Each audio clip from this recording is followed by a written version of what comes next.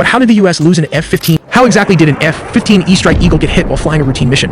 Just one of the nearly 13,000 combat sorties flown by the US military. However, it was on this day that Iranian forces successfully targeted an American jet with a Russian-made missile. But there's one strict code in the US military that overrides everything else. Nobody gets left behind. An A-10 Thunderbolt flew into the rescue, treading an approaching Iranian convoy before they could reach the American pilot. But this aggressive maneuver came with a massive risk. Because the A-10 was flying at such a low altitude, Iranian forces armed with thousands of man-pads were able to launch a Chinese-made, shoulder-fired missile. It found its mark, crippling the A-10's engine. But this single incident triggered a massive chain reaction.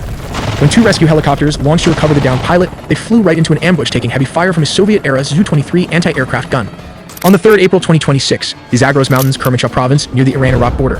This terrain is characterized by jagged peaks and deep, narrow valleys. It is a tactical nightmare for aviators but provides excellent terrain masking to hide from long-range radar. However, it also allows enemy forces to set up devastating short-range anti-aircraft ambushes. But how did the US lose an F-15 E-Strike Eagle, an A-10 Warthog, and nearly a combat search and rescue team helicopter, and a Reaper drone in a single night? Well, this is how it started at 2:15 hours.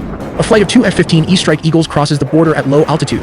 A pilot and a weapons system officer were flying their target, a deeply buried command bunker. They used terrain-following radar to hide in the valleys, staying beneath the gaze of Iran long-range Bavar 373 missile network. But what happens when they have to strike?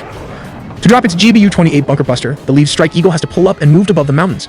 This is breaking the radar horizon. In a gorge below, highly mobile, Tor M1's surface-to-air missile system is waiting. It achieves a lock, and two missiles leave the rails. The pilot dumps flares and pulls high GS. One missile is spoofed. But could they evade the second? Well, the second missile detonates on proximity, causing catastrophic hydraulic failure. The crew ejects into the pitch-black mountains, and the Sandy Protocol is immediately activated. But this is the US military, and they will move heaven on earth to rescue a fallen combat.